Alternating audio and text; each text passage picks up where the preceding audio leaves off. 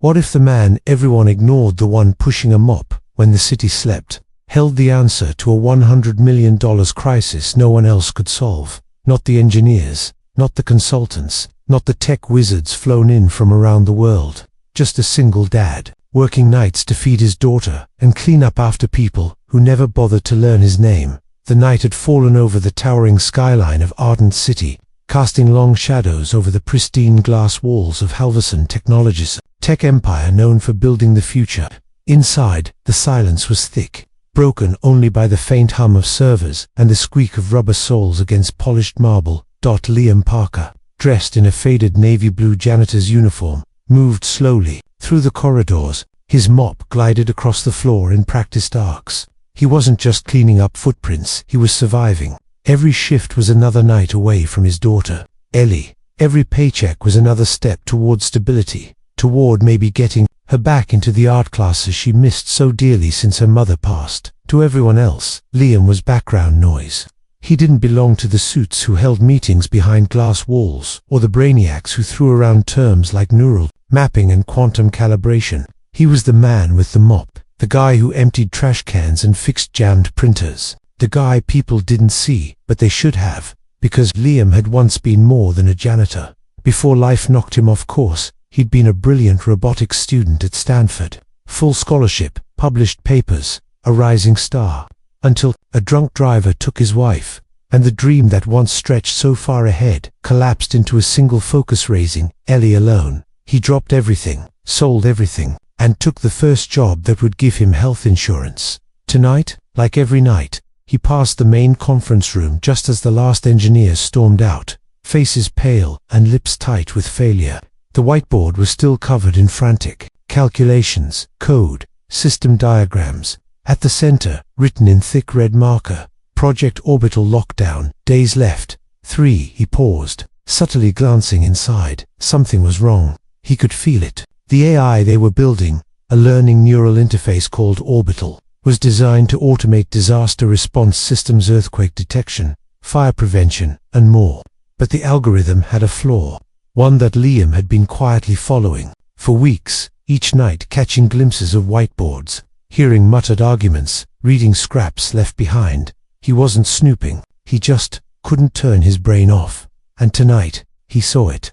The error, the pattern no one else had noticed. A simple cascading fault in the neural layering. To Liam, it was obvious. To the experts, apparently not. He stood there for a moment, longer, his mop still, staring at the board as if it were a puzzle meant just for him. Then came the sound of heels, sharp, fast, angry. Marina Halverson, the CEO, the legend, the woman who turned Halverson Technologies into a global force before turning 35, brilliant, beautiful, and utterly terrifying. She stopped short when she saw Liam near the glass. He looked away quickly, returning to mopping, but she stepped closer, narrowing her eyes. "You're not supposed to be near this wing after 10, she said sharply, her voice like ice breaking. "Sorry, ma'am, just cleaning up," Liam replied, keeping his eyes down. She didn't respond immediately, just stared at him, as if suddenly realizing he had eyes, a voice, a presence. Then she walked away, her phone already back to her ear. Liam waited until her footsteps disappeared, then looked back at the board. 3 days left before the system was scheduled to launch. If the bug remained, the system wouldn't just fail, it could trigger false alarms globally, costing lives and destroying the company's reputation. He could fix it. He knew how, but who would believe him? He was just the janitor. Still, as he finished his rounds, the idea wouldn't leave him. He couldn't stop thinking about the code, the failure loop, the cascading override. It was like a song stuck in his head, only louder. Urgent. He thought of Ellie, her drawings, her wide eyes, her belief that her daddy could fix anything. And maybe, just this once, he could, even if no one saw him coming, even if it cost him everything. Because sometimes, the most powerful solutions don't come from the top of the tower, but from the quietest corners at the bottom. The next morning, the sun rose over Halverson Technologies with its usual brilliance, bathing the sleek skyscraper in golden light. Employees poured in wearing crisp suits and designer sneakers, in hand, ready to tackle another day of deadlines and digital warfare. but none of them noticed the man slipping out the back door at 6:03 a.m., just as he always did. Liam Parker's shift had ended, but his mind hadn't stopped working for a second. All night, he'd replayed the algorithm in his head, dissecting the fault like a surgeon with a scalpel. He didn't have access to the system files, but he didn't need them. He remembered enough of the fragments, saw enough patterns to rebuild the problem in his own mind, and he had an idea. By the time he reached his tiny apartment, the world outside was already in motion, but inside, it was quiet, peaceful. His daughter Ellie was still asleep, curled under a patchwork quilt that had once belonged to her mother.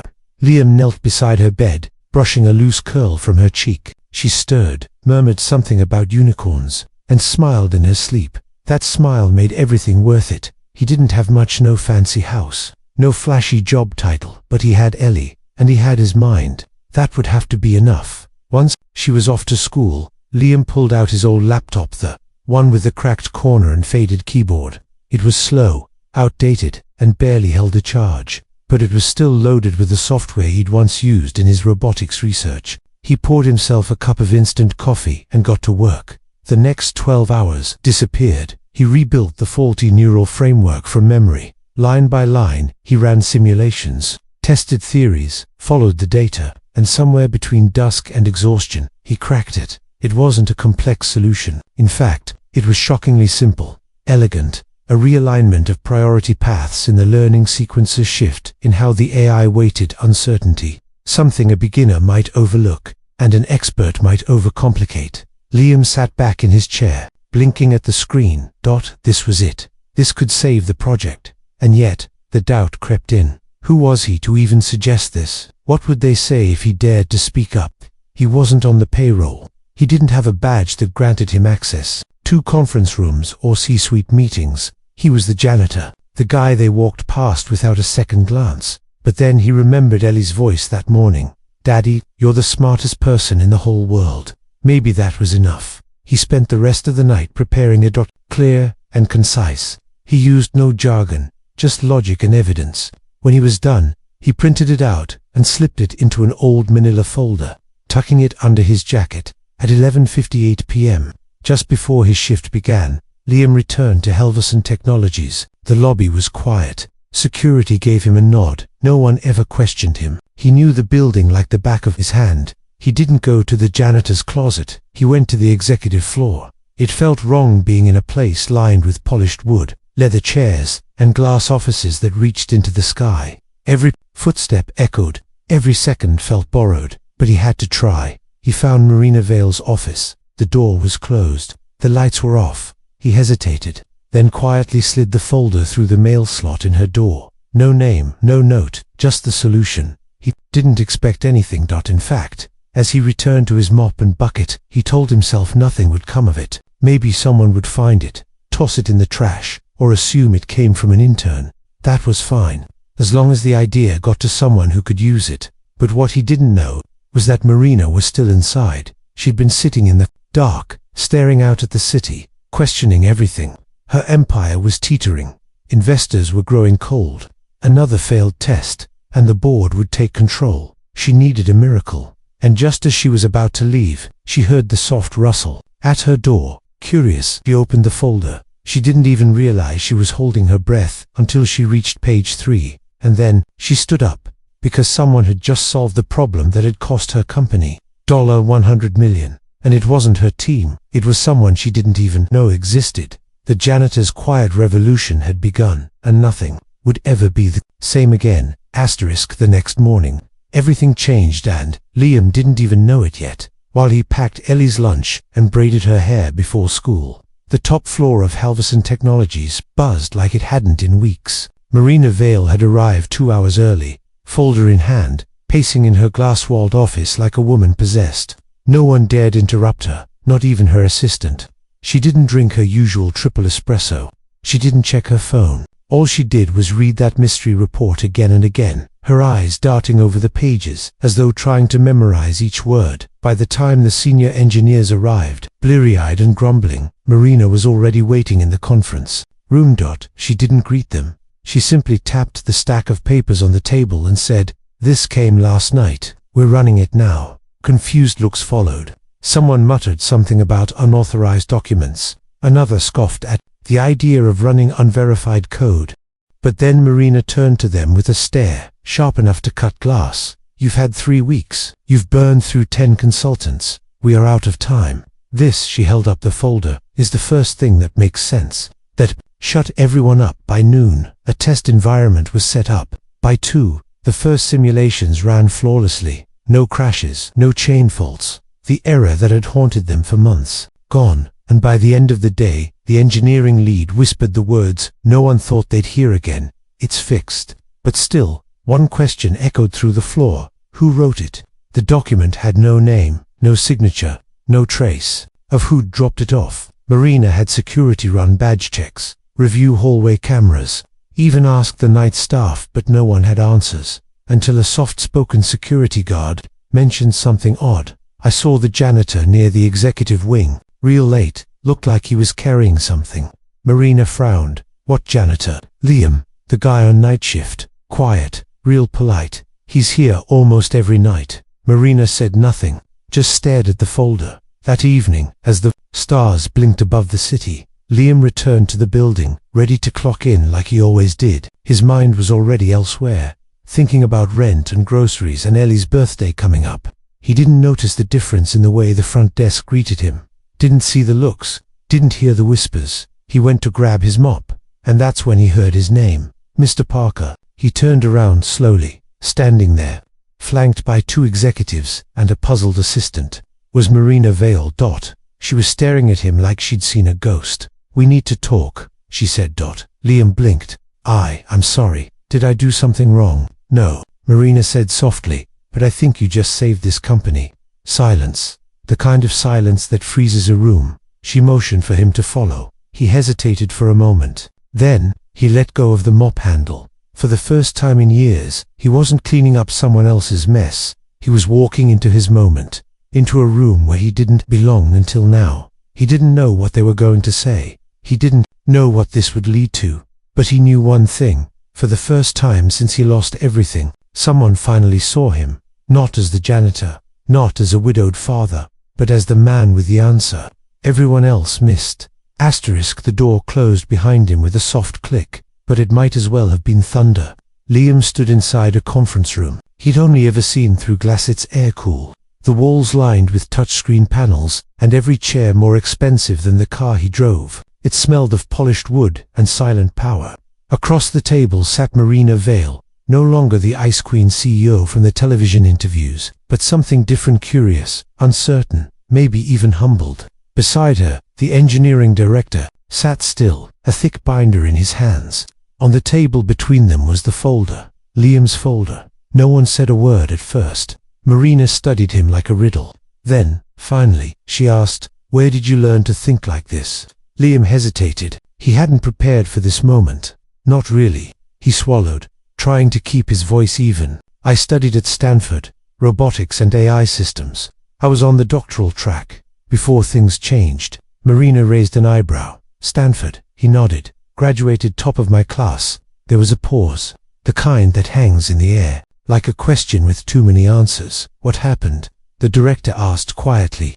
Liam looked down at his hands, calloused from years of work that had nothing to do with his degree. "My wife passed away. Car accident. She was hit by someone who ran a red light. I had a baby girl at home. Everything else, school, career, it all stopped. I took the first job I could find that had health insurance. That was 9 years ago." He looked up. "Cleaning floors let me keep her safe, fed, housed. It wasn't the life I imagined, but it was the one I had." Neither Marina nor the director spoke. There was something raw in the air now, something deeper than numbers or lines of code, something human. "We ran your fix," Marina said finally, "and it worked. Not only did it work, it improved our system efficiency by 15%. No one here caught it. Not a single person." "I wasn't trying to make anyone look bad," Liam replied quickly. "I just couldn't stop thinking about it. I've been listening, watching. The problem, it stayed with me. I couldn't ignore it." Marina leaned back in her chair, folding her arms. "You realize what this means?" He didn't. "Not really." "It means our launch is back on schedule," the director said. "It means we don't have to answer to the board with another apology. It means we might just pull off the impossible." Marina looked at him with something new in her eyes. Not judgment, not suspicion, respect. "But we need to be sure this wasn't a fluke," she said. "Liam, I want you to work with the team, just for this week. Help us implement the fix in the live environment. You'll be paid for your time. And if all goes well, we'll talk about something more permanent." Liam stared at her. The words didn't register right away. "You want me to be part of the project?" "Yes," she said. "I want you in the room." He didn't know what to say. For years he'd been invisible. Now, suddenly, they saw him, not just as the man with the mop, but as the mind behind the miracle. He nodded slowly, heart pounding. "Okay," he said, "I'll help." And with that, the janitor who'd been walking past their doors for nearly a decade, walked through one and stayed. That night, after the meeting, Liam didn't mop floors. He sat at a workstation on the 22nd floor, surrounded by engineers, walking them through the very solution that had haunted him for weeks. He spoke softly, without ego, but with confidence. The team, once skeptical, now leaned in, taking notes, asking questions, real questions. By sunrise, Orbital had passed its first full integration test, and down in her bed, Ellie stirred, unaware that the world had just tilted slightly in her father's favor. Sometimes, it doesn't take an army to change the future. Sometimes, it just takes one person finally being seen. They didn't expect him to lead the room. At first, the engineers treated Liam like an anomaly, an outsider who got lucky, a janitor with one brilliant guess. But that illusion didn't last long. Within hours of sitting beside him, listening to him decode the system like he had built it himself, everything shifted. He wasn't just lucky, he was prepared, sharp, 10 steps ahead in a maze they'd been trapped in for months. By day 2, even the lead programmer was asking for his opinion before making changes. By day 3, Liam had not only repaired Orbital's core flaw, he'd improved its adaptive reasoning model, a breakthrough that shaved weeks off their roadmap. It wasn't flashy. He wasn't dramatic. He just did it, quietly, effectively, like a man who had spent too long watching from the sidelines and finally got called onto the field. But not everyone was celebrating. Behind closed doors, whispers started to spread. One senior engineer, nervous about being outshined, asked in a meeting, "Isn't it a little risky trusting someone who doesn't have a current license, who hasn't worked in tech in nearly a decade?" Marina didn't flinch. "I care about results," she said. "And Liam just saved us from collapse. So unless you've got a better reason than your pride, he stays." That shut them up. But it wasn't just his work that impressed her. It was the way he carried himself. No arrogance, no entitlement, just humility and heart. He arrived early, stayed late, reviewed every line of code like it was sacred. And in between, he texted Ellie to remind her to eat breakfast, to finish her reading log, to let her know he missed her and would be home soon. Marina noticed. One night, well past midnight, she found him asleep at his terminal, Ellie's crayon drawing of a rocket ship beside his laptop, written in bright letters, "My daddy builds stars." She didn't wake him, just stared at the drawing for a long time before quietly dimming the lights. The next morning, everything accelerated, with the fixes complete and the system running better than ever. Halverson Technologies prepared to relaunch Orbital. The media had been told nothing yet. The investors only knew the crisis had been resolved. But Marina had a plan. She wasn't just going to save her company, she was going to change the way it saw people. And she was starting with Liam. She called an emergency, all-hands meeting for Friday at noon. Everyone was required to attend, both in person and remote. The conference hall buzzed with curiosity. What could be so urgent? The lights dimmed. Marina stepped up to the podium in a sharp navy suit, holding the same worn folder Liam had once slid under her door. "I'm going to tell you a story," she said, "about a man who saved our future, not with titles, not with credentials, but with courage." She turned and motioned toward the side stage, and from the wings, Liam stepped out. At first, there was confusion, then recognition, then thunderous applause. Liam stood frozen for a moment, blinking against the light, but then he saw her Ellie, sitting front row beside the assistant who had picked her up from school early. She was beaming, her hands clapped wildly, her eyes were wide with joy, and in that moment, everything else melted away. He stepped up, beside Marina, who handed him the microphone. "I never expected this," he began softly. The room silent. "Honestly, I didn't think anyone would listen. I just wanted to help. I saw a problem. I knew how to fix it. That's it." He paused, eyes scanning the sea of people. "I've spent a long time feeling invisible, cleaning up after others, working in the background, but I never stopped thinking, never stopped learning, because someday, I knew my daughter would need to believe that her dad wasn't just surviving, he was still dreaming." The room was still. Then someone stood, then another, until the entire hall rose in a standing ovation, not for a CEO, not for a CEO, not for a tech legend, but for the janitor who taught them all what brilliance really looked like. That night, Marina made it official. Liam Parker was no longer an employee of the night staff. He was the newest member of Halverson Technologies R&D division, full salary, full benefits, and a seat at the table. The man who had once mopped their floors now shaped their future, and he did it without ever asking for permission. The day the news broke, everything changed, not just for Liam, but for people far beyond the walls of Halverson Technologies. It started with a quiet article on a niche tech blog, "Janitor's Breakthrough Saves $100 Million AI Project." It had no flashy headline, no dramatic spin, just the truth. But within hours, it went viral. By that evening, his name was trending across every platform. Single dad turned genius. The janitor who outsmarted the experts. From mop to miracle. How one man saved an empire.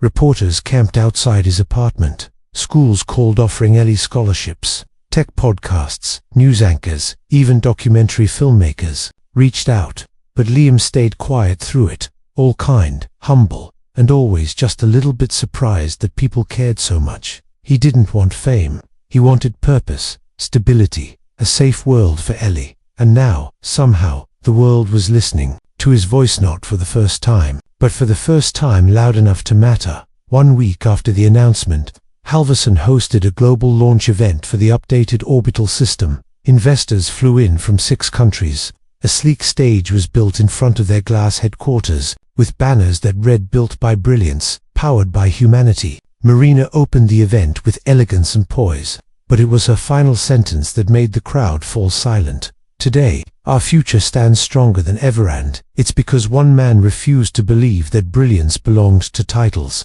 She stepped aside, and Liam walked to the microphone in a tailored suit borrowed from the company wardrobe department. His hands trembled, but his voice was steady. "I don't stand here as someone who always had the answers," he began.